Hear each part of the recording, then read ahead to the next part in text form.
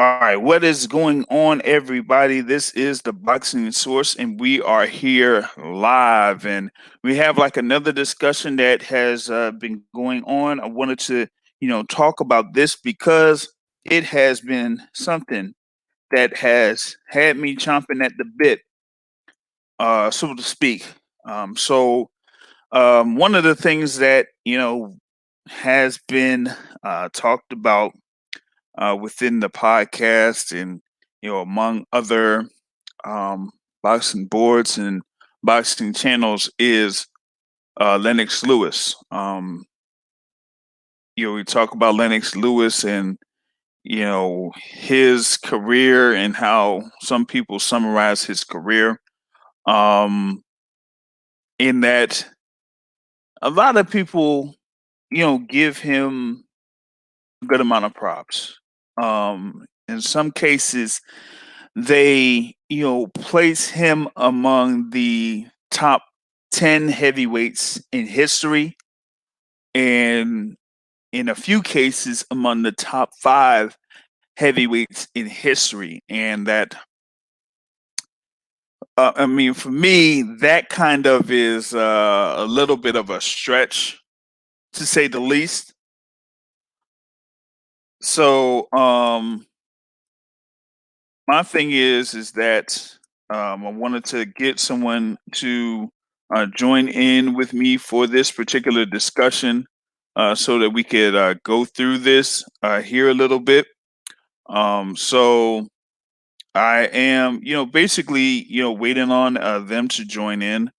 In the meantime, I am, going to share this particular link on YouTube and on Facebook, so that people could try to get on and get in with this particular discussion. Because, like I said, I mean, Lennox Lewis has basically been a hot topic, so to speak. And right now, I've it's kind of like been something that I've gone back and forth on in reference to um, a few channels, or a few forums and whatnot. And this is something where I've been waiting for a while to kind of get this thing going. And I really want people to join in on this particular discussion. I know that um, there are a few fans of Lennox Lewis that have basically, been after me in reference to this, and have tried to argue their position for Lennox Lewis, but like I just don't buy it. Not for 1 second. Um, Not when there's mounting and uncontrollable evidence to the contrary. Um, and that is something that I am going to, go over here in this particular live session. Um, so here's my thing. I'm going to wait on my other guest to join in here, and once he's able to, get in and all of that, then we're going to, basically continue in the discussion. Real quick with Lennox Lewis. Of course, Lennox Lewis, there in the heavyweight division, had, success in the um, Olympic Games, and fought a certain fighter in the Olympic Games that people keep bringing up. Um, that he beat. So, all right, here we go. I think we got our person on, our guest on with us. YSM Sports Media. What's going on? Yeah, what's good? Yeah, man, just chilling. Just was chomping at the bit to get it in with this particular discussion. when it comes to Lennox Lewis. I wanted to, go into it and how, a couple of things that have pointed out to me over the past couple of days is, made me say, oh man, this dude, got it off easy when it comes to his professional career. So you kind of went over his resume in detail. So if you can, give like a start, you can go ahead and do so. All right, so what were we doing? I think we were talking about. Oh, we were talking about like Evander Holyfield, Right, and we were looking at all of his biggest wins, right?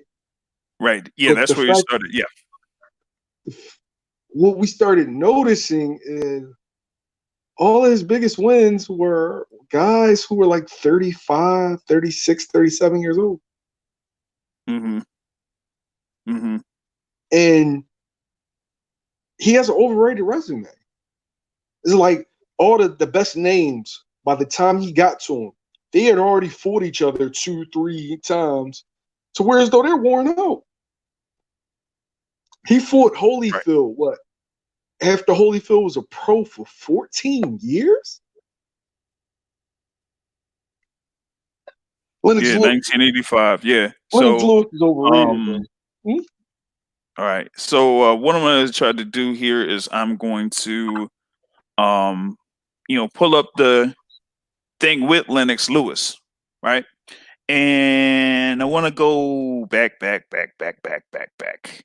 Like Chris Berman says, back, back, back, back, back. All right. We know that he, was a gold medalist there in Canada or whatever it is, or whatnot. Um, so in the 1990s, he, has his string of wins there in order to get, a European heavyweight championship. Then he fights, Gary Mason for the, European Boxing Union title and British Boxing Board of Control title. Defends those things a couple of times, unifies more, um, British titles before he ends up fighting Donovan Razor Reddick in Halloween or October 31st, 1992, right? Um, all right, yeah, got you back on. So they had that fight between Lewis and Razor Reddick in 1992. That was like 2 weeks before Evander Holyfield fought Riddick Bowe for the um, undisputed heavyweight championships at the time. And Riddick Bowe was able to knock down Evander Holyfield once in route to a unanimous decision win. And of course, after the fight, Riddick Bowe walks up to Lennox Lewis and says, "Let me tell you something, bum. I ain't a friend of you, Lennox. And when we, once this all clears up, we'll get it on." He says like all of that. And he says, "Man, like you ain't gonna knock me out." He said like the referee was like in your pocket, basically. Because in the Olympics, like Bo was not, really hurt or anything like that. And the Nah. referee ends up stopping the fight. Like people talk about watching fights in the Olympics or whatever it is. Watch that fight between Lennox Lewis and Riddick Bowe in the Olympics. Riddick Bowe was not knocked down or in any trouble where a Nah. referee would He just stop got the fight. caught. He got caught with a clean punch. And then he just started. He did that twice with the standing 8 counts. It was Mhm. ridiculous. Yeah, like standing eight counts. Like who does standing eight counts like that? You know? So that's the thing on that. Um so we're just going through this particular thing here. Hold on a second. Um so we got like another person on that's joining in the discussion. Brandon, you're on here with us. What's going on? Nah, just chilling, man. True, Yo, true. B. What up, Jamil? This is this is the number one. He's the fat girl lover. Mr. Oh, he love them big gals, hey. They're Oh pretty. yeah, They gotta be pretty though. They can't be ugly. He love them roly polies. All right, gotcha. Yeah, The, I the, feel you. the gummy Hey, bears. the the guy. gummy bears, them honeybees, the gummy bears. This dude crazy. Oh man, yeah. So we going through this thing here with Lennox Lewis, and like I said, he had the fight there against Razor Ruddock. Oh, that was the other thing that Bo said too. He said that Razor Ruddock was afraid of Lennox Lewis, so he didn't really do much of anything against Lewis in that particular bout. But the whole thing was that they said the um the four fighters like agreed to have a tournament of sorts within the WBC, which didn't make much sense because one, Evander Holyfield's the undisputed champion. So why would he commit himself to an immediate bout with the WBC mandatory, whoever the WBC mandatory would be at the time? He didn't have to do that. That's not under any you're not under any obligation to do so. You do have an option to have, any type of defense that you want because they just became a mandatory. So when Lennox Lewis defeated Razor Ruddock in October 31st of that year, whoever the WBC champion was basically had one calendar year to fight the mandatory or for the mandatory to be ordered. They're talking about some type of deal that was struck between all of those fighters in the WBC to have a tournament. Like, why would a reigning world champion that's a unified or undisputed champion go into an agreement like that?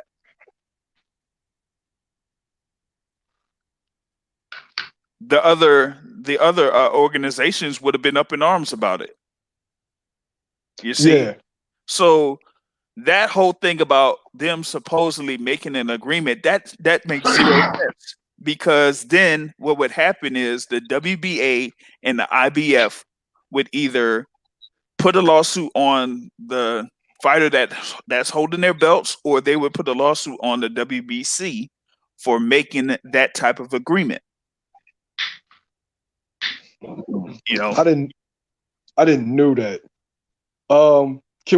Can we get down to the nuts and bolts of this overrated resume? All right. So we got Donovan Razor Ruddock in then after his BS with Riddick Bowe, where he tried to force that shit. Hey, AJ, 1 second. Hey, Yeah. Brandon, do you think that Lennox Lewis resume is overrated, underrated, or rated just right? Well, where are y'all rating him? A lot of people have him as a top 10 heavyweight of all time. Top 5. I don't. No, not top. I don't think top 5. I mean, the thing about him, it's like this. He won his big fights, but then he got upset when he lost fights he shouldn't have lost. So it's just, how do you want to, you know what I'm saying? Like, how do you put it? You know what I mean? Like, he lost to Oliver McCall and to Rockman. Those are two guys he should have beat easily. You know what I'm saying? So it's just like, and then a lot of the fights he got, I mean, a lot of the wins he got against his bigger names like Holyfield and Tyson, they were way, way past it. You know what I mean? So it's just, it's just where you want to, I don't know, it's where you want to put him, you know? I'm not even sure. He should have had that rematch with Klitschko. Yeah, never rematch. He got out of Dodge with that one, yo. Because he was getting his ass whipped. I don't think he's a top 10 heavyweight. I can't put him on the same level as Mike Tyson. Looking at this. Looking at his resume. Yep. Looking at his resume, I can't put him on the same level as Mike Tyson. Yo. Yep. It sounds crazy because he beat Tyson, but what was Tyson, 36? Yeah, but even then, Tyson was fighting for a paycheck. He was just trying to get that money. He wasn't Yeah, really so exactly. much fighting to win or knew he would win. You know what I mean? Right. My So thing is this though, right? How you I'm sorry to cut you off, Jay. How you turn pro in '89, right? And not fight Holyfield till '99. hmm and we're going to go into that in detail too, right? We're going to go into that in detail. So I'm scrolling through the thing here with Lennox Lewis. So he has his very first defense of the WBC Heavyweight Championship against Tony Tucker and wins by unanimous decision. Then he fights Frank Bruno over in Cardiff, Wales. Frank And Bruno had already been stopped 3 times. But continue. yeah. And then he fights Chicago Bulls coach Phil Jackson. I mean, no, I'm sorry. Phil Jackson, whoever that is, right? And then he has the fight against Oliver McCall In Wembley Arena, and basically gets chin checked. Now, I have to pause at this particular point here when it comes to his resume, because I wanted to go into this in detail, right? So he fights Oliver McCall, and at this particular point, there was something important that was going on that was going to happen later on. At that point, they finally agreed to a deal between Lewis and Riddick Bowe, where Lennox Lewis would have gotten the higher share of the purse. All he would have had to do was just get through 1994, and they would have had the fight in 1995. Now, with that being known, he goes and fights Oliver McCall. He gets chin checked, and he's basically on Queer Street. And by the time he gets up, his legs are doing this, doing the shimmy shake, the stanky leg, and all of that. And the referee stops the bout. So that potential fight between Lennox Lewis and Riddick Bowe is pretty much shot there in 1994. But Oliver McCall, right? I can't go that far into the archives with the WBC rankings, but what I will do is have something on another tab when it comes to this particular bout. And even then, it doesn't show that Oliver McCall was a mandatory. And I'm like looking at a newspaper article. Stunning upset. Both people look at McCall's sparring partner. Yeah, I see nothing here that says that McCall wasn't mandatory. Oh, yep. Hey, remember what I said about the thing with Riddick Bowe? It's on this article that I'm looking at. Yep. Says stunning victory knocked Lewis out of a mega buck defense against Riddick Bowe, the former undisputed champion. That was being talked about for March. Yeah, I see nothing here about McCall being a WBC mandatory. So it looks like that was a voluntary defense. So with it being a voluntary defense and Lennox Lewis losing, he had that option to take a rematch. And what does Lennox Lewis do? He goes ahead and he fights Lionel Butler. Who? Who? Lionel freaking Butler, man. Lionel Butler. Man, I don't even I don't know if they have Lionel Wait, Butler wait, was, wait, wait, wait, wait, wait. Lionel Butler was ranked 3rd in the WBC? How? wait, this is Suleiman. the thing though. This is the Yeah. thing. Yeah. Oh, yeah. This is the thing though. That was a title eliminator. Yeah. That was a title eliminator How because you it have a says title like, eliminator with somebody with a 22-10 record? well, they said like after Butler had begun his career with a record of 6-10-1, coming into this bout, he had put together a 16-0-0-1 winning streak. All right, let me see. Hold on. But still, 22-10-1. Like, hold up. Let me go into Lionel Butler's thing here before he fought Lennox Lewis. Just give me a second. Ooh, nah, no, man. Come on, man.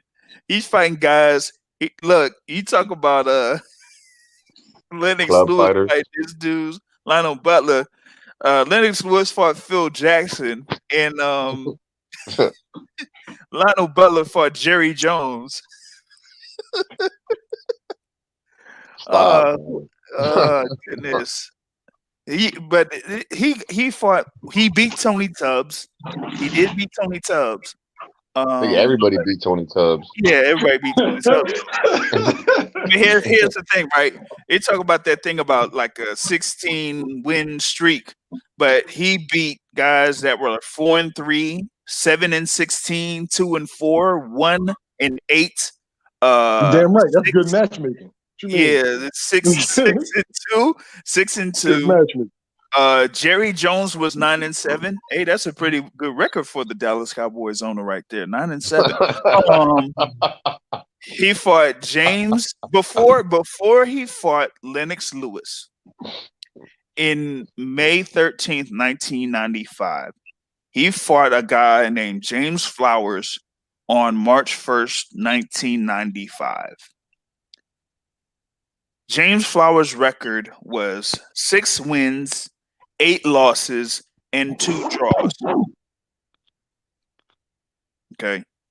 That's good matchmaking. Yeah. Let's see what happened here. Oh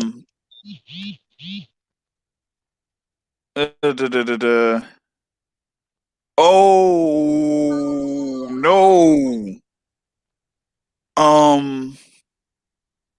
So Lionel Butler also fought Eric Curry on April 26, 1994. Curry was 21-3 and lost his previous fight. The fight was a no contest, right? In that particular fight you might be able to find it, but it was on Tuesday Night Fights. Lionel Butler was ranked number 3. And in round 2, he lost a point for a low blow. It was supposed to be a win by 3rd round TKO for Lionel Butler, but it was changed to a no contest because Butler tested positive for an illegal substance.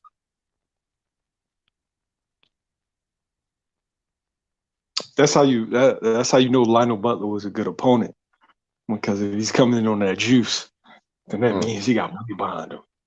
Yeah. Yeah. Let me see here what's going on. We got somebody else here joining in the discussion. Is that Johnny Ruiz? Yo, what's good, yo? Yeah, it's Johnny Ruiz. Yo, what's good, man? What up, man? There he is. Who am I here with? All I know is Brandon and Jamil. Who the other guy? Who's Boxing Source? This is JR, man.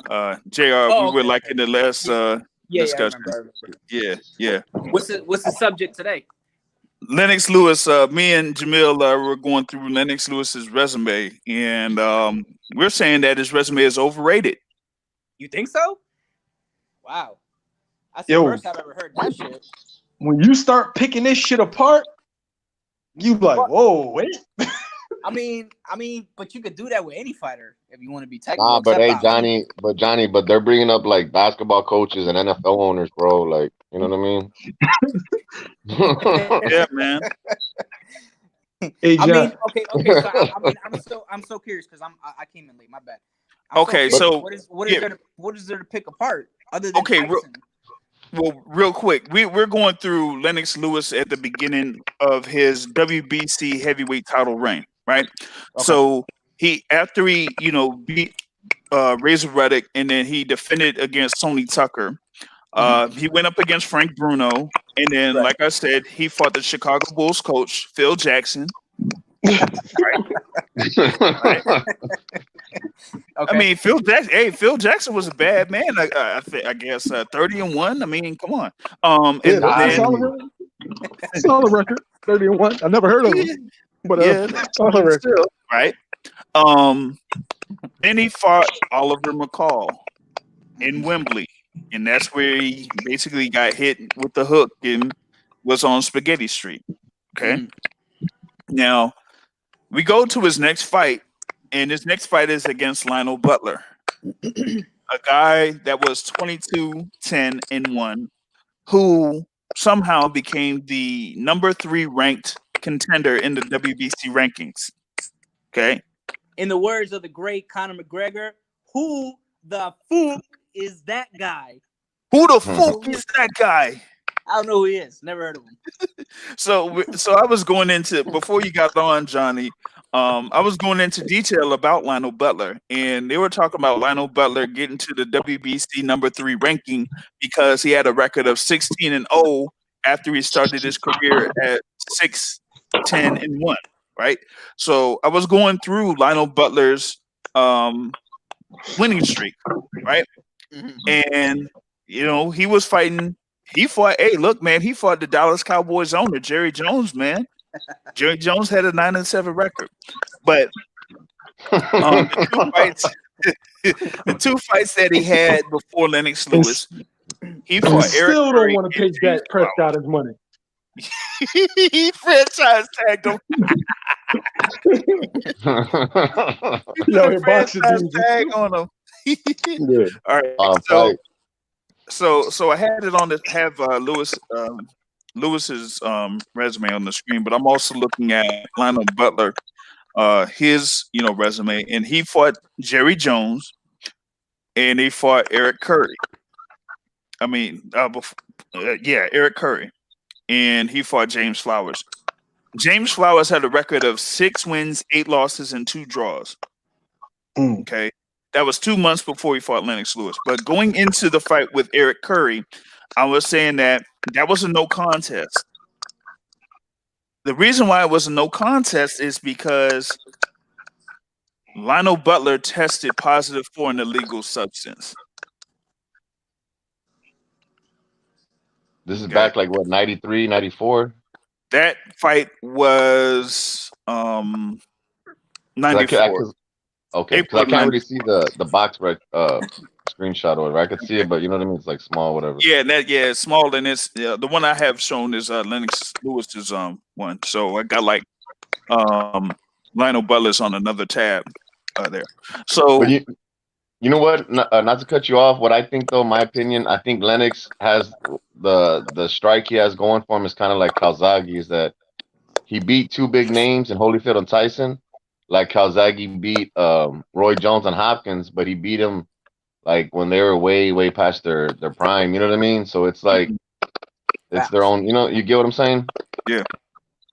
Because I mean, the Roy Jones that Calzaghe beat, man, Roy was like super washed. Like he was super washed. You know what I mean? Yep. And I mean, and Hopkins was still elite. He just, I don't know. He wasn't at his prime. Yeah, I mean, I think Hopkins was at his deadliest, like when he fought Tito, like from the early 2000s. That's when Hopkins, like, he had it. You know what I mean? Yeah. But that's just that's. I mean, it's not so much. I mean, it's an opinion, but it's very similar because when you look at it, Lennox Lewis would have been looked at differently. Like if he beat Holyfield in the early 90s, or if he beat Mike Tyson in like the late 80s. Like if he would have been the first guy to Mike Tyson off, he'd be looked at very differently because when he fought Tyson, like I think Tyson lost like pretty much. I think except for the ATN fight, he lost like every fight after that. You know what I mean? He was Tyson Yeah, was Tyson super was washed. no longer Tyson. Like he Yeah, he wasn't- was. Yeah, it was no longer Tyson. He But wasn't Yeah, I don't. like he I don't wasn't even the think he was guy. ranked. Yeah, I don't know. Where he was. so after Lionel Butler, he fought Justin Fortune. That was 11-2-1. Was that a Yeah. title fight though? Oh my God. No, it No. wasn't. He just lost his belt. Oh, Lionel Butler Okay, okay. wasn't a. Yeah, he lost his title, About but to say, So- man, that's but crazy. remember he became. I guess he became the WBC Mando. Mando. So I'm still not finding where Oliver McCall was a WBC mandatory. They say that Lionel Butler was ranked number 3, but they never showed that Oliver McCall was a mandatory contender. And with that being said, as a voluntary defense, you should have a rematch clause on that, thing there. It's different than when Evander Holyfield fought Riddick Bowe, because Riddick Bowe was a mandatory for the IBF title, if I'm not mistaken. You know what I mean? So that's the thing about that. So we do go for Dublin, like fighting a guy that's in Dublin, man, like that makes no sense. All right. So then he Before fights Justin- Tommy Morrison. Tommy Morrison. Now Tommy Morrison had already been stopped twice Right? when he got it. So that was like a TKO. And then he fights Ray Mercer, who lost before going into the fight against Lennox Lewis. Yeah. He's coming You know off what I of a draw and a loss. But that was a distance fight though, right? The Lennox Lewis Ray Mercer. Yeah. Yeah, that was he won a majority decision. A lot of people thought Yeah, that majority. Ray Mercer got him. That's it. Shannon Briggs had Lewis in trouble just the first round only, but you know what I mean? Yeah. Mm-hmm. But Briggs had Lewis. That's the thing. Lewis's chin was a suspect, man. That was his one problem. But him being a super heavyweight, being 240, 250, it helped him. He'd just be a much, much bigger man because, and the amateurs, they've already changed that heavyweight shit. But in the pros, shit, if you 210, you fighting a guy 250. I mean, this is the way it's gonna go. You know what I'm saying? They ain't changed it yet. I don't think they ever will, just because of the history of the sport. But I mean, it's a huge advantage when you really think about it. Yep. Facts. Yep. So you do have that particular bout against Ray Mercer, and then after that, it's the rematch with Oliver McCall, and like And after McCall Yo, breaks what the down. fuck happened to Oliver Yeah. McCall? Why did he just like randomly start crying? I Like, guess he knew was what in depression or some shit. Yeah, but they said it was manic gotta, depressive and shit like that. Oh, yeah. okay. That was So I weird. gotta look at I gotta look at something here with Oliver McCall too. I remember watching that live. That shit was crazy. Yeah, I remember that too. I'm like, I'm a All right. kid. Oh, I'm yeah, like, yeah, yo, that's what the right, fuck that's is going on? So here's the thing too, right? Like after Oliver McCall beat Lennox Lewis, his next defense was against Larry Holmes, and he beat Larry Holmes by unanimous decision in '95, and then after that he fought Frank Bruno and lost to Frank Bruno by decision to lose that title, and so Frank Bruno ended up losing to Tyson, Mike right? Tyson. Right. Yeah. He ended up losing to Tyson. He got knocked out. So yeah, that was like his last fight.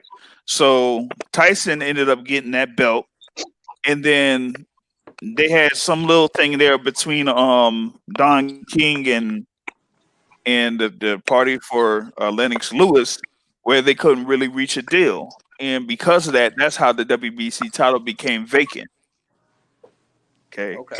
And so that's how Lennox Lewis was able to win this WBC heavyweight championship. But Lennox Lewis didn't want to fight Tyson at that particular point. Okay. Yeah, thank you. Now try telling that to Tyson haters. Yeah. Hey, but exactly. so who did Lewis fight for the vacant title? Oliver McCall. This is exactly.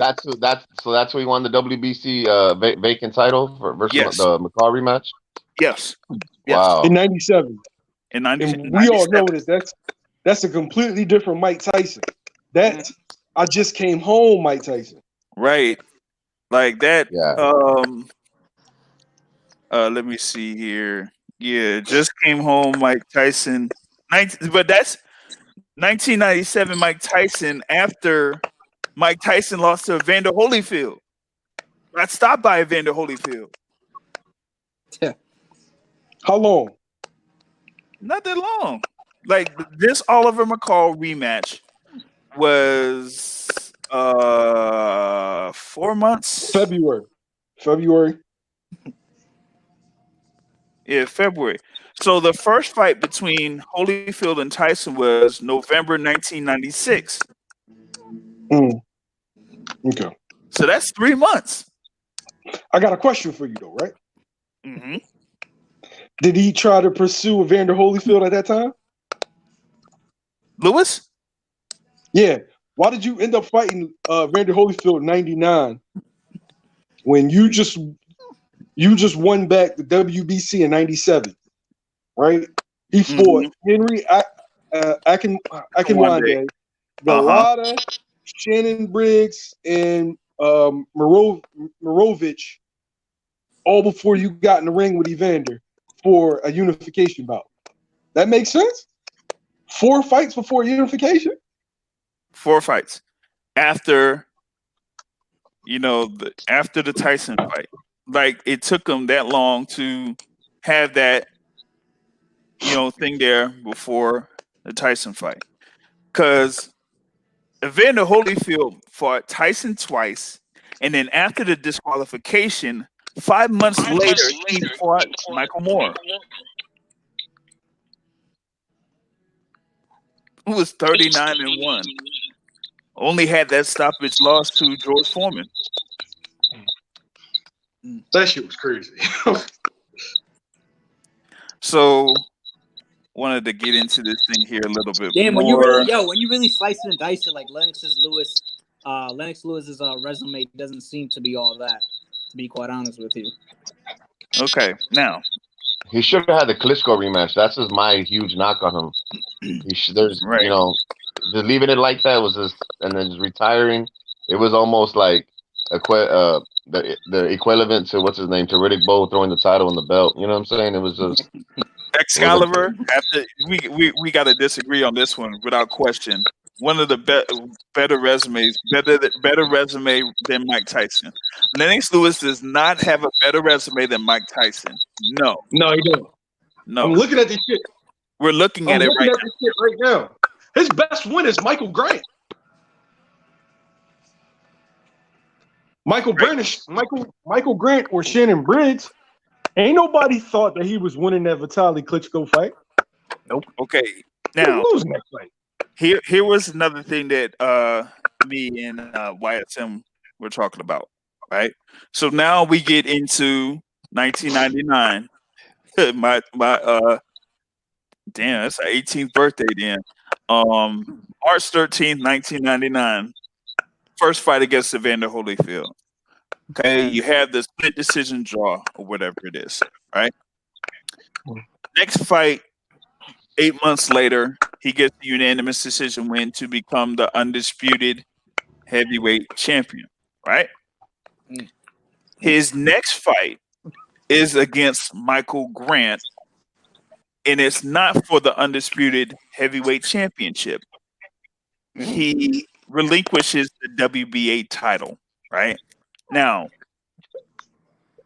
yesterday I was going into this extensively, right? And luckily I could go back for the WBA rankings. John Ruiz was the mandatory for the WBA title at that time. It goes back to January 2000. So John Ruiz was the number 1 contender and the mandatory for the WBA title. Okay. Now, I can't really go into enough. Michael Grant's a better fight. Okay, yeah, Michael Grant is the better fight. Okay. Yeah. Bro, hey, but the WBA was in love with John Ruiz. They always had him ranked number 1, like all the time. Yeah. Okay. Now here's the thing. Even with Michael Grant being the WBC mandatory, Lennox Lewis could have worked out a deal to where he could have fought John Ruiz, after the Michael Grant fight. Also, here's the other thing too. His next fight is July 15th, 2000 against Franz Botha, right? Friends. All right. Let me go. I'm That trying was to a trash pull up. fight, man. Yeah, I am trying to pull up the thing here with John Ruiz, because what happened was John Ruiz had to fight Evander Holyfield in August 12th, 2000 for the vacated WBA heavyweight title. And Evander Holyfield ended up winning that title by unanimous decision, right? So between 2000 and 2001, Lennox Lewis had an opportunity to become the undisputed heavyweight champion once again. Whether it was against John Ruiz or against Evander Holyfield again. And he didn't do it.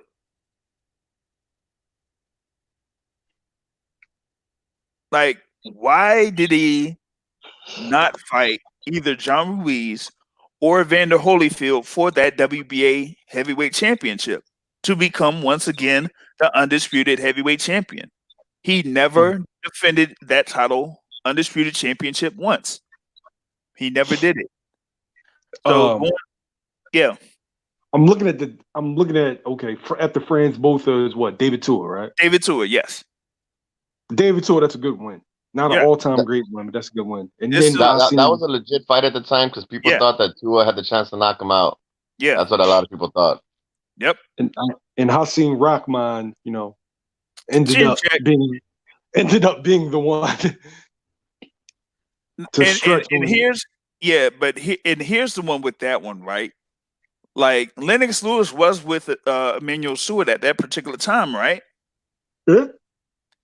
So my thing was, in reference to Lewis and Bo, I was like, look, I don't care if he was with Emmanuel Stewart or not with Emmanuel Stewart. He still lost and got knocked out twice, regardless of who his trainer was. Bro, Riddick Bowe So- knocks him out, bro. Yeah. So here's the thing. So you have this fight against Hasim Rahman. He gets knocked out over in South Africa, and then you have the whole thing on that ESPN show where Lennox Lewis gets slammed on the table, and they do have the rematch, and he focuses himself and he gets the knockout win.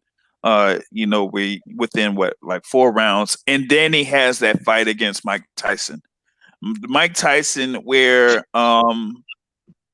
it shows 2 no contests, so it's like 4 wins and 2 no contests there against Mike Tyson. And it was, let's see, so he has 2 losses to Evander Holyfield. Like you said, Tyson knocked out Botha. He has a no contest against Orlin Norris. He fights Julius Francis, Lou Savaris. He has that no contest against Andrew Galata. And then he goes over to Copenhagen and fights Brian Nielsen, who was 62-1, but still that was all in wasn't Denmark. really- Yeah, he never fought outside of Denmark. Yeah, he never fought outside of Denmark. So it's like, who is Brian Nielsen? He was a fat dude. I remember watching that fight. He was just a fat dude that never really fought anybody. Yeah. So that's who Tyson fought after his 2 losses to Holyfield. Excalibur, you're right. Lennox Lewis has beaten everyone he's ever faced. I respect that. I feel as though the resume is overrated. He's not. You can't really name me one all-time great, and that's how I judge it. Did you beat a Hall of Famer at their best, at the top of their game? Like, okay, you can say Vitaly Klitschko, but at the same time, should have had that rematch, dog. Nobody thought he won but that fight. He won that he fight wasn't off winning the that cut. Nobody Yeah. thought he was winning that fight. He was But he was losing that fight. No, He was but he losing was that fight by down. more than 1 or 2 rounds. No, okay, Jamil, that fight, it was, I want to say, stopped in the 7th round. So the official judges, I want to say, I don't know if all 3 had it, but I know for sure at least 2 had all three, Vitaly up 4-2. They had him up 4 all, rounds to Yeah. 2 after 6 all rounds. three, all three. Okay, yeah, I think it was all 3, but they had him up 4-2. He was losing. It's just Uh, that He was he got losing an that fight. ugly cut, and that's what got him the uh, win. You know what I nah, mean? he was losing, man. Like he was, like Vitaly landed more jabs. He landed more power shots, like all across the board. He was, yeah, he was getting beat, man. And at He, that time, HBO wanted the rematch bad. HBO had the money to make it. You know what I'm saying? Basically HBO, the way they were, if it was a good fight, like a good slugfest, they yeah, always wanted to run it back and make a rematch or right, make a third fight. You know right. what I mean? But the thing about it is, with Lewis on that side, was that before this particular fight, I think it was his mother didn't want him to really go forward with that particular fight. She wanted him to retire at that particular instance. Was Um, was and hold on, my bad. Was Klitschko a substitute? Was he a substitute? Did he was he a replacement that night or no? Yeah, replacement, he was. He was, right? Who was he supposed to fight Yeah, he originally? was. Lennox Lewis. Kirk Johnson. Oh yeah, I remember Kirk Johnson. He was just a big, huge dude, but really didn't have no agility. You know what I'm saying? Yeah, but the thing was, this was a much better opponent anyway, because Klitschko was rated #1 in the WBC. Oh yeah, but that's what I remember. I remember because I want to say it was maybe 2 or 3 weeks out that they were like, okay, now he's gonna fight Klitschko, and I'm like, dude, Oh that's yeah. dangerous. That's dangerous to fight Yeah, a guy like Klitschko in just Oh, 2 you weeks still there out. with us? Yeah, I'm here. yeah. Everybody was like, "You sure?" Wait, Sam, You you, know? you hear me? Yeah, can you hear me? Yeah. Yeah. When they said when I heard he's gonna fight Klitschko as a replacement, I'm like, "Nigga, you sure?" He's like, "What you mean?" Because you already know how Yeah, the Kirk yeah, Johnson fight Excalibur. was gonna go down, but Klitschko, that's a different story. Because both Klitschko's, everybody knew in the early 2000s they went hard. Like they were Hmm. the heir apparents. You know what I mean? Hmm. Yeah, yeah. Mm. But Emmanuel Stewart knew, because all of them went through his camp. All of them went through his camp. So, um, they knew that the Klitschko brothers would be able to take over the division after Lennox Lewis would be done. And like I was saying, Excalibur, um, Lennox's mother kind of knew that Lewis was pretty much like at the end of it, so she didn't want him to take that fight. But Lennox Lewis went ahead with the fight. Got the money and whatever it was. What was that, 7 million or whatever it is? Yeah, 7 million. Lennox Lewis got 7 million. But it was that, and then he was at 256 pounds. That was like the most he had ever been in his career. So he was like kind of, yeah, man. He was seriously slowing down, man. But yeah, he was getting beat to the punch and all of that. And so yeah, if it wasn't for that cut, man, he would have been in real trouble. It So wasn't for that. Okay. So the first 2 or 3 rounds, he was getting washed. Then yeah, he came back. I think he won like 2 straight rounds, then lost the last round. yeah, the last round, yeah, yeah. And Wait a minute. then that's when they decided with the cut. Was the cut made by a punch? Yeah, Yeah, but it they was said like it was it was pretty it much was like a punch. grazing punch. Like when he punched him, like his glove grazed the side of him, which caused the cut. So You three know what I rounds mean? Ah, to two. It was 3 rounds to 2 all across the board for Vitaly Klitschko, or Vitaly Klitschko. Or four? It Whatever. was 4-2 or 3-2. 3-2. Well, I'm They not. got Yeah, stopped in 4-2. the It's 6th or 4-2. 7th. Oh, 4-2. It was 4-2. Yeah, it was stopped at the end of round 6. Mm. oh shit. Oh yeah, because they Yeah. scored the yeah. Oh no. I'm okay. I get what you're saying. Yeah, because it had to be from a punch, because that's how he was able to get that ruling of a A TKO victory, TKO. because it was a cut caused by a punch. Yeah, so that's how they did it. Um, Man, so yeah, I mean that's Lennox Lewis's resume right there. And like I've said multiple times over, he should have he should have taken that deal for Riddick Bowe. He didn't take multiple deals to fight Riddick Bowe until it was too late. Okay. Um whether it was you know, whether it was that first time over where the WBC basically, made a screwy deal talking about they made an agreement with four fighters to have a tournament when an undisputed champion is supposed to be part of that tournament. No, that doesn't work that way. Um, and even then, even with that, Bowles' team still sent offers to Lennox Lewis, and their side didn't accept it.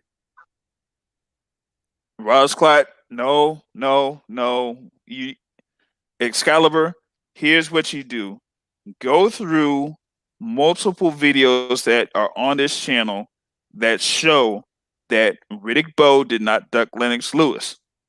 And we just talked about this too.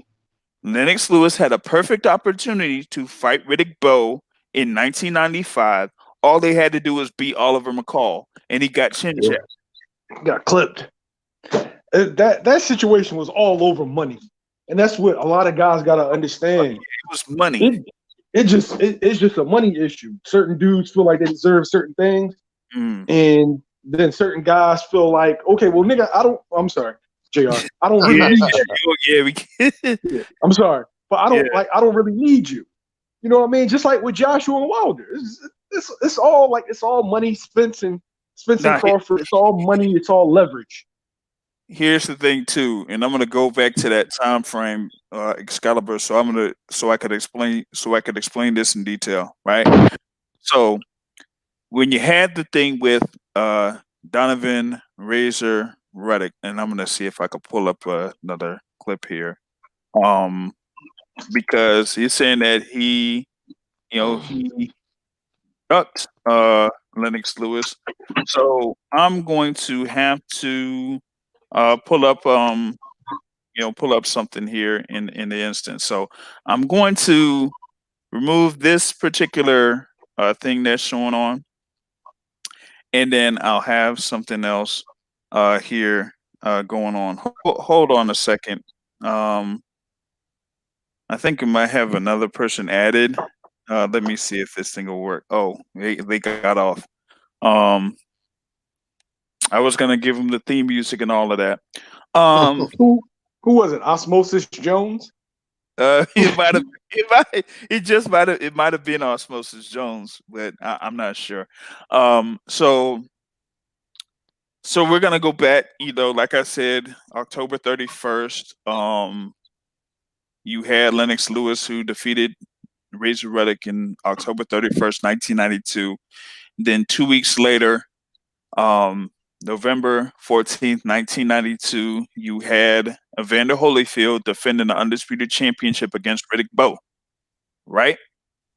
So here's the thing of what happened between Riddick Bowe and Lennox Lewis after Riddick Bowe defeats Evander Holyfield for the undisputed heavyweight championship. So let's go through this here real quick. Showed the more effective ones. No doubt about it. He was so far away from it. All right, let's go. Let's go. I want you to know something, Bob. I'm not afraid of you, Lenny. And we're going to get it on. I owe you one. Okay. You're not the man I thought you were. You lied on me. I thought we was cool. Yo, bring it on, man. Remember the word. Razor Roddick was afraid of you. I'm gonna knock you out. He was a chump. You can knock nothing out, Bob. I'm gonna knock you out. You can knock nothing out. You know I'm gonna knock nothing out. you. You know what you're doing, man. Do it, then. You ain't do shit. I ain't know from what my feet. You're the champion. You had help from the rest. You had well, knock me out. Knock me out there, Bob. You ain't nothing to me. Watch your mouth, son. You ain't nothing to me. And now let's take a You ain't nothing to me. You ain't nothing to me. Bring it on, man. And bring it on, man. Riddick Bowe was funny because I thought we was cool. Yeah. Well, but the thing about it was that there was like that one picture in the Olympics where you had Lennox Lewis and Riddick Bowe together, and they were like, arms over their shoulders or something like that. So that's the thing. Excalibur, how long was it until Bowe fought Galata after 1992? You got to answer that question. This is my thing, and I gotta say this. I gotta say this before I go. All right. No one can name one all-time great that he beat at his best. By the time he's getting guys, they already got 3 losses, 2, 3, 4 losses, 5 losses. That's when he's beating these guys. When there's already a blueprint, when they've already been stopped a couple times. Now he is an all-time great heavyweight, but people have him ranked a little too high. He's not better than Jack Dempsey. He's not better than Holyfield. He's not better than Tyson, and I'm not even a Tyson guy. But you never even defended your undisputed. I would say he's outside the top 10, maybe top 15, borderline top 10, but for sure not top 5. Top 5, and you're just fanboying. You know what I mean? Yeah. Okay. It's like, he doesn't even have a better resume than Foreman. Nope. And here's the thing that I was going to add. We're talking about the 1990s, where you had Mike Tyson, you had Evander Holyfield, you had Riddick Bowe, you had Michael Moorer, you had George Foreman, all of those guys. And did he beat Michael Moorer? Who? Did Lennox ever beat Michael Moorer? He never fought him. So wait, you telling me first you turn pro? You turn pro at what? 24, right? So they don't move you fast. You don't get to Evander. You never fight Bowe. You don't get to Evander Holyfield till 10 years later. 10 years into your career. You don't get to Mike Tyson till 11 years later from the time you turn pro. Nobody finds that odd. Those are the 2 biggest names in the heavyweight division. So you got Bowe. You never fought Foreman, even though Foreman was old. You never fought Foreman. You never fought Bowe, and then you get to Mike Tyson and Evander Holyfield 10 years later. Yeah, I'm done. Never fought more. I'm done. You didn't fight Mike Moore. Basically, he didn't fight no names in the 90s. Basically, that's what it is. No, until like the very end. 99. Come on. Oh man, yeah. Oh man, like. Hey, yo, I gotta go. This is ridiculous. Right. Yo. I never even knew. I never knew that his resume was like this, yo. But yo, thanks for having me on, man. I appreciate it. Yeah, no problem there, man. YSM Sports Media. Hey, all right. Got another one added on here. Mike G, what's good? Not much, man. What's going on, James? How you doing? Doing good, man. Just going over Lennox Lewis's resume. One other thing too that Excalibur brought up: Tyson didn't fight Foreman either. Foreman said recently that he didn't want to fight Tyson at that particular time. He said that on his Twitter account. So we're gonna, so we've been basically going over the resume of Lennox Lewis and how he didn't fight guys, most of the top guys that were in the 90s until much later in his professional career, or much later in their professional careers. You know what I'm saying? Hey man, I gotta bounce out, but it was good chopping it up with you, man. All right, no problem there, Brandon. I'll get on here again though, man. If you whenever you have another topic or whatever. Oh yeah, no doubt. Yeah, I might have another one on today, but depending on who you're a fan of, you might not like it. Nah, the thing is, I'm open-minded. I'm not. Okay. You know what I mean? As long as it's factual. You know what I'm saying? Because I think you need to do this with Terrence Crawford. I think you need to do this with Terrence Crawford. That's a good idea, Mike. That's a very good idea. Everyone who calls him #1 pound for pound, I don't agree with that. That's a good one. That is actually a good one. You know what? I better not say Canelo, then we're gonna have a problem, dog. No, it's not Canelo. Canelo resume better than his though. But Canelo's a cheater, dog. I don't fuck with Canelo. He is, dog. But he still has a better resume. Danny Garcia got a better resume than him at 140. Yeah. I like him, but his resume doesn't get the accolades that people give it to him though. Right. That would be a great conversation. Yeah, that would. Hey, Yeah, if y'all do this later about Terrence Crawford, because I gotta charge my phone, I'll get in, man. Y'all let me know. Yeah, but nah, I got one. I got one that I got to do first before Terrence Crawford. I've been getting so much slack about this particular fighter, but I'm like, man, listen, I don't like this particular fighter at all, not one iota. All right, so that's going to be happening a little bit later once I'm done with this. It might be soon after this, actually. What fighter's that? Golovkin. You've already done that. I'm gonna no. There's more. There's even more. I'm gonna go. You know what? Hey, I'm a big Golovkin fan, so let me get in on this one, okay? But I'll be honest. Yeah. All right. So when you get on that one, I'll come in on that one. All right. All right. All right. I'm with it. Thanks. All right. Later. All right, Mike. So I was going over Lennox Lewis's resume and how with YSM Sports Media that was on earlier. He says that the most notable guys that he fought with Evander Holyfield and Mike Tyson, he didn't fight them until much later in their professional careers. In 1999, not until 1999, or with Mike Tyson, it wasn't until 2002 when he fought Mike Tyson. And over the hill, what's his name? Who got the good jab? Oh, Vitaly? Or no? You talking about for Lewis? Oh no! I'm thinking a different fighter. Never mind. Yeah. I was reading the dude comments and I started thinking of Tyson. Yeah. All right, Excalibur, you gotta get it, Excalibur. You gotta get in for this Golovkin discussion because I'm gonna go in on Golovkin. I don't care what y'all say. Golovkin overrated, dog. All right, no, back to Lennox Lewis. One of the other things that Excalibur was talking about, he was talking about Mike Tyson, right? Like break down Tyson's resume.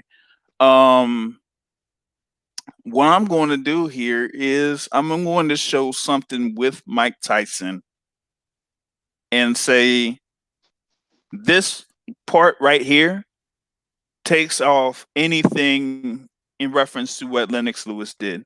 Okay.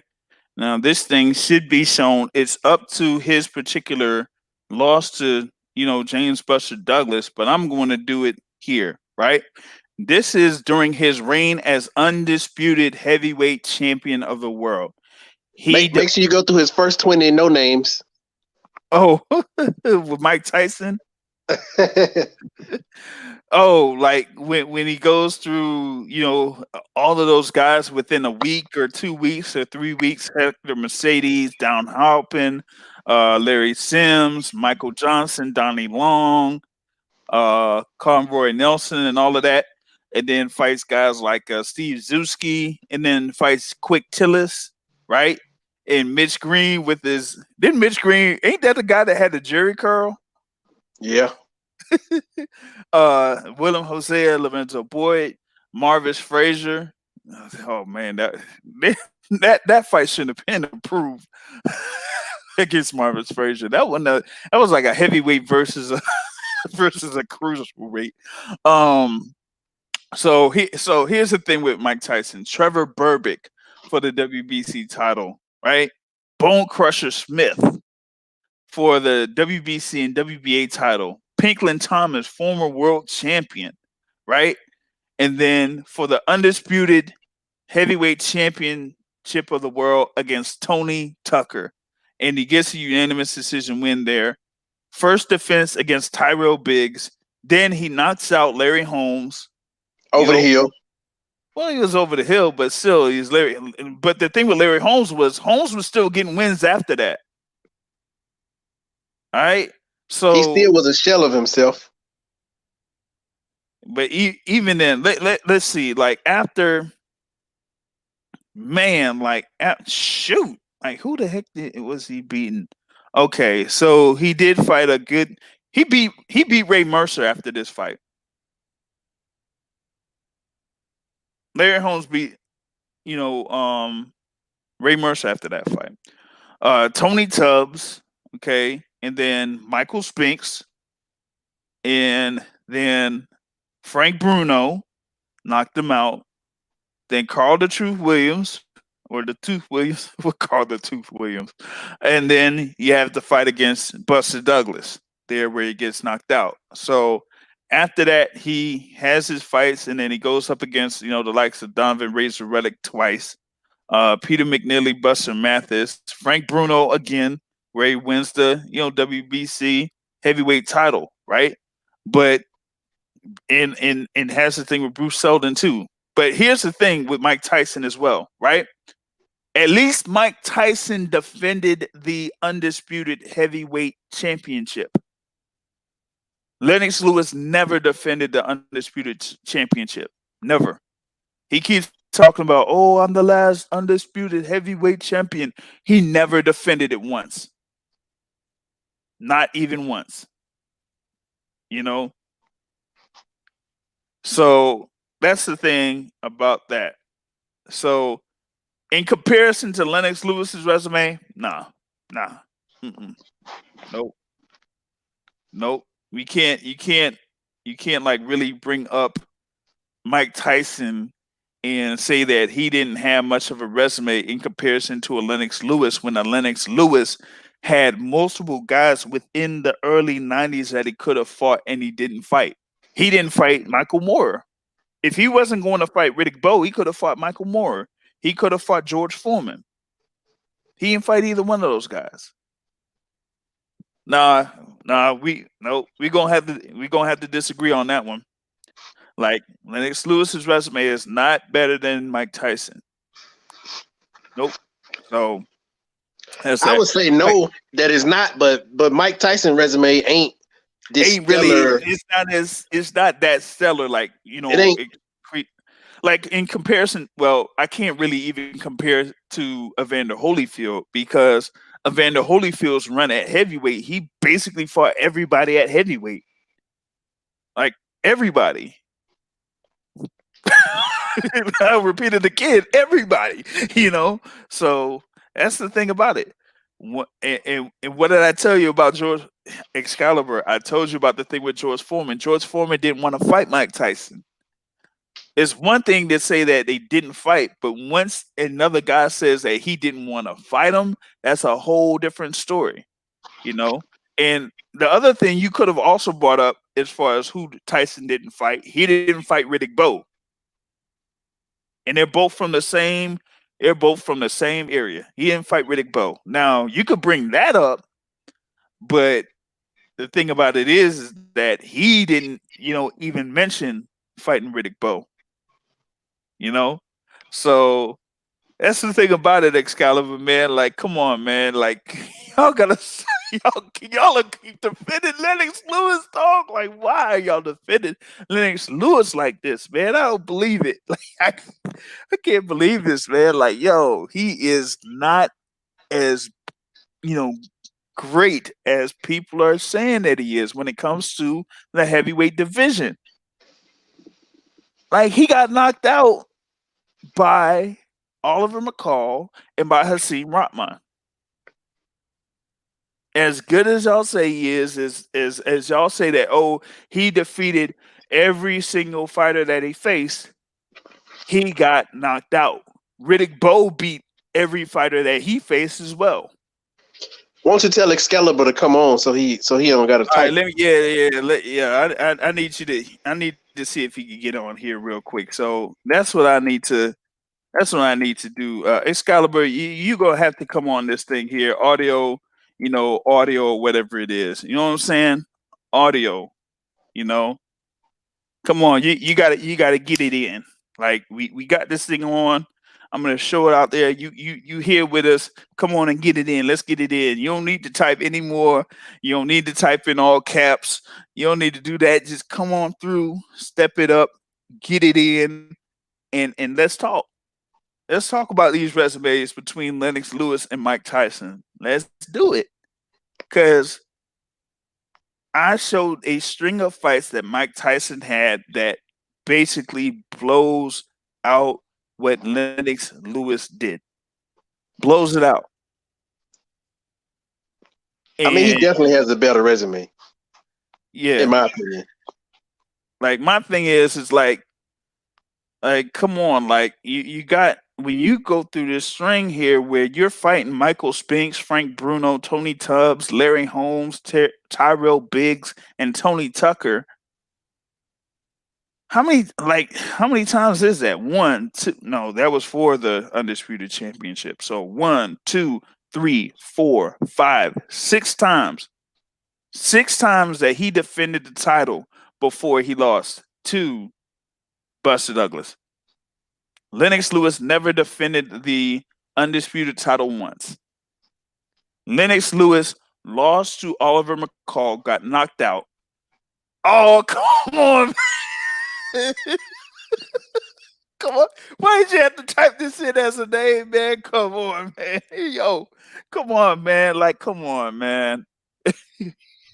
Can you hear me? Yeah, we can hear you, man. How y'all Why doing? did you have to type? Come on, You know what's Caliber, man. You What know it's ATG all mean? fun with me. Trust me, it's all fun with me. So What ATG mean? maybe all time great. Oh, all time great. Gotcha. Wait, maybe all time great. Maybe. And let me ask you a had to add it, question. maybe. Let me ask you a question. Let me ask you a question. Yeah. Is Mike Tyson's resume better because he was undisputed? Not because he was undisputed, but because of the guys that he fought when he was the undisputed champion. Okay.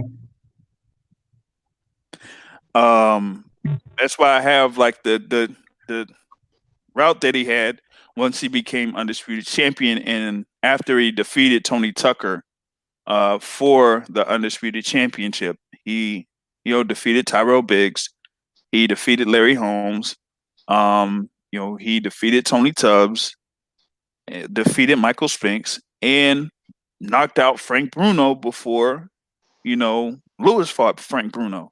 Wasn't Michael Spinks coming up though in weight? Yeah, I think Michael Spinks was, but No. Spinks was already Spinks was a good win. He was already a legitimate heavyweight. Yeah. So I wanted to go over something here real quick. So Mike Tyson's win over Frank Bruno was 4 years before Lennox Lewis defeated Frank Bruno. So if someone is going to add in Frank Bruno as one of Lennox Lewis's more notable wins, then you have to add it to Mike Tyson's, because Mike Tyson was able to defeat Frank Bruno before Lennox Lewis did. So that's the thing with that. But on the the point of like it not being that much better, I say that it's not that much better when it comes to wins because of the guys that he faced after he lost to Buster Douglas. Other than the 2 wins he has over Razor Reddick, but even on the flip side, right? And that's another one too. That's another one where he defeated Razor Reddick before Lennox Lewis beat Razor Reddick. So that's another one. So then he was out of the game for 4 years. And then after being out the game for 4 years, he has the DQ thing with Peter McNeely. And then he has the thing with Buster Mathis Jr. And then he defeats Frank Bruno again.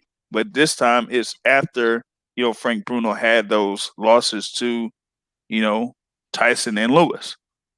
And then he goes ahead and he fights Bruce Seldon to win the WBA title. That's pretty interesting there. I got to see. Talking about Mike Tyson? Mike Tyson beating Frank Bruno? Bruce Seldon? Bruce Seldon, yeah, but that's interesting though. That was his sparring partner and his friend. You do know that, right? Well, that's one instance. But here's the thing I'm looking at. He beats Frank Bruno for the WBC title. Then he beats Bruce Seldon, and it's for the WBA title. Why did he give up that WBC? I think that's when he had the whole thing with him and Lennox Lewis. They were supposed to fight at that particular time in '96. But they couldn't work out a deal at that particular time. So that's why the WBC title was vacant for the Lewis McCall rematch. So that's how that worked out. And so he goes up and he fights Bruce Seldon, and then after he beats Bruce Seldon, then he has the fight where he gets stopped by Evander Holyfield. And then he does his he takes a piece out of Evander Holyfield's ear. And then after that he fights Francois Botha. And then he has a no contest against Orlin Norris. And then the tail end of Mike Tyson's career now, like these guys, Orlin Norris, Julius Francis, Lou Savarese, Brian Nielsen, So, and then after that, he was, way past it. So, but like I said, it's not that much better. Yeah, I think he had, issues with the connection there, Excalibur, but, so it's not that much better, but that's basically what we got there. I wanted to see if let's see if he could try again. All right, I'm back. On. All right, cool. So yeah, it's not that much better, but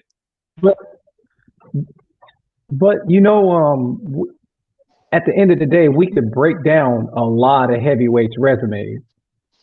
And I mean, to do this to Lennox Lewis, I get what you're doing. You can't take the fact that the dude is one of the best ever. I mean, it's ridiculous. I don't know about top 10 heavyweight though. Can we say he's a top 10 heavyweight? You mean to tell me his resume isn't an ATG resume, no matter when he beat them? Because then if that's the case, we could do that for Floyd Mayweather. He didn't fight a lot of guys that was at their best. Right, but was Floyd Mayweather at his best when he fought them? That's the thing that he was. I don't want to hear that about. I don't want to hear that about him. 130. When he moved up to 147, he was at his best. Let's not even go there. The dude was at his best. He wasn't in no punishment. He wasn't in no wars. You'd be sitting here lying, saying that Floyd Mayweather was at his best. He was not at his prime at 147. I'm sorry, he was not. I didn't say he was at his prime. Okay. He wasn't at his prime, but he was still at his best. But the thing is like even then, like these guys that he then was. You could say the same thing for Lewis. That he was fighting. You could say the same thing for Lewis because he was getting old. Yeah, he was getting old too. But the thing about it is that in comparison to the tail end of Lewis's career, like the guys that Floyd Mayweather was fighting up to the end of his career, those guys were the likes of Miguel Cotto, Canelo Alvarez. Miguel Cotto was in his prime. Was Floyd Mayweather at his prime? Okay, I think you got to understand. I respect. Hold on. I respect what you're doing. You cannot tell me that one person, because of their age, is a factor whether they're prime or not. You can't do that because you know, and I know that Miguel Cotto was been in way more wars than Floyd Mayweather. Come on, dude. We both understand that. But what I'm saying is where we differ is that Floyd Mayweather was not at his absolute best or even close or that close to it as he was when he was at 135. Yeah, but he didn't have a career at 140 either. Okay. Well, you know what? We can't compare somebody who could jump in weight versus a heavyweight. Lennox Lewis' resume is better than Floyd Mayweather. Oh, no, it's not. I disagree with that as well. No, it's not. Okay, well, let me ask you this. Since we're talking about Lennox Lewis and his resume and who he fought and whatever it was. when he fought Vitaly Klitschko, everyone who talks about that fight, and I heard you guys do it too. You guys talk about how he was losing that fight, but not once have I ever heard anyone give Lewis his props for busting that eye open, and they had to stop that fight in the 6th round. After the 6th round, he never gets his props for landing the shot to bust his eye. It's only, but he was losing, and they stopped it. Probably because it's just that one punch that pretty much changed it. Now, but one punch could change a fight. Do you agree? Yeah, of course. Here's my question to you. Okay. What do you think Lennox Lewis's best win is? Lennox Lewis's best win? Yes.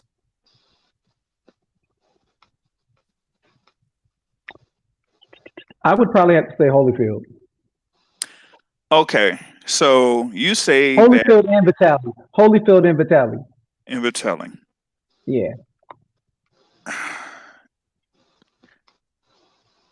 Can you say Vitaly more than Holyfield?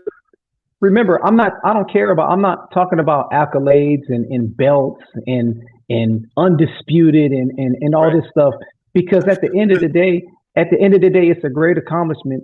But Zab Judah became undisputed. He beat Corey Spinks. So that really don't mean nothing at the end of the day. It don't really mean nothing. He didn't really defend the undisputed title but once either, and he lost. Yeah. I'm just saying it doesn't matter. But the thing about it is too, and I kind of get what you're saying in reference to that particular instance, because it kind of like goes into, okay, even if they're undisputed, are they regarded as the actual best fighter in that particular division, or like what did they do in that particular era? But going into what you were talking about as far as like Lennox Lewis's best win, and you said Evander Holyfield or Vitaly Klitschko, we kind of like went into the whole thing about him fighting Evander Holyfield and when he fought Evander Holyfield. But I agree to that. Okay. But here's what my question to you was going to be. Okay. Whether it's Evander Holyfield or Vitaly Klitschko, is that a better win for Lennox Lewis than Floyd Mayweather Jr. defeating Diego Corrales?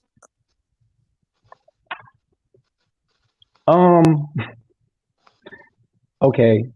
I hate to nitpick, and you know I am, so I will. Yeah, it is. You know why? Because that fight was supposed to be at 135, and he drained him 5 more pounds to get down to 130. There you go.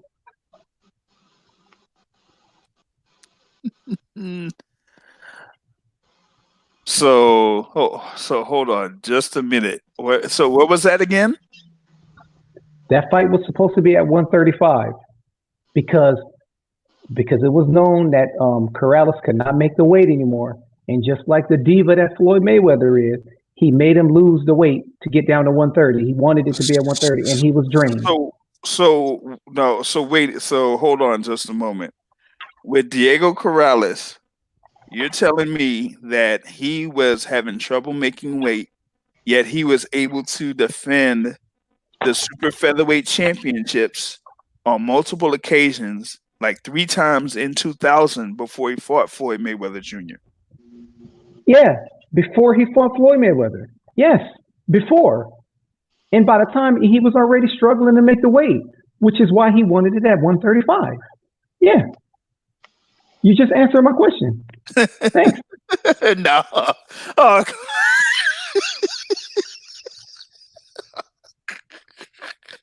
So you mean to tell me it's not possible for him? You do remember that he couldn't make the weight at the time, right? Or you don't remember? Oh goodness! But here's the you could go on YouTube. You could go on YouTube. Here's the issue, though, right? Did Diego Corrales fight at that particular weight after his fight with Floyd Mayweather? I don't remember, but I do know that it's not fair to compare a person who could jump up in weight versus a heavyweight. Okay. What I'm going to tell you is that he did fight at super featherweight, and won a world title at Do you know what featherweight. super featherweight is? What's super featherweight? What weight is super featherweight? 130. No. What's super featherweight? Oh, super featherweight. 130. It's 130. Yeah. Okay. I got you. Okay. So my thing is, why is it that 2 years after he fought Floyd Mayweather Jr., he was able to fight at super featherweight once again? I have no idea, but he couldn't make the weight then. So why did he have issues? You're saying that he had issues making weight against Floyd Mayweather Jr., but he fought Joel Casamayor twice. Yeah. And I believe him, just like you believe George Foreman saying he didn't want to fight Mike Tyson. So if you believe him, then I believe Diego Corrales couldn't make the weight. You got to. I got to look for that one. I gotta look for that one, man. I gotta look for that one. All right, I gotta put an end to this one because I gotta see if I could do the next live. But the thing is, at the end of the day, like I said, I get what you're doing. At the end of the day, you cannot deny that Lennox Lewis is one of the best, no matter when he fought these guys. No matter when he fought these guys. It's not his fault. He was very good. Fault. He was very good. It's not his fault that listen. It's not his fault that Riddick Bowe got fat. It's not his fault that Michael Moore got knocked out by George Foreman. It's not his fault that Mike Tyson went to jail. It's not his fault. But it is his fault that they turned down most. It's a weird timeline for Lennox Lewis. So it's a weird timeline for Lennox Lewis. It is weird. You know what I'm saying? It's a weird timeline. But at the end of the day, Lennox Lewis defeated everyone that he fought and avenged everybody that beat him. Mike Tyson never defeated anybody that beat him. He was a loser. He became a loser in his career. Lennox Lewis retired on top. Lennox Lewis also didn't have about 3 or 4 years where he was out of the ring. But, I mean, that's also part of the thing. All right. I got to end this thing here and then figure out a time. Thanks for having me on. Yeah, thanks for coming on here. Thanks, Mike Grady, for coming on. Thanks to YSM Sports Media for coming on. Thanks for Johnny for coming on. Also, thanks to Brandon for coming on. We're going to have another live here planned so I could go through Gennady Golovkin once again. I'm doing a Golovkin, man. Why you got so many Golovkin fans, man? It's crazy. But I will do that. Hopefully it'll be by 7:30 where I'll be able to do that. So we'll have this session here once again. So thank you, everybody, for coming on, and I will catch y'all later. Peace.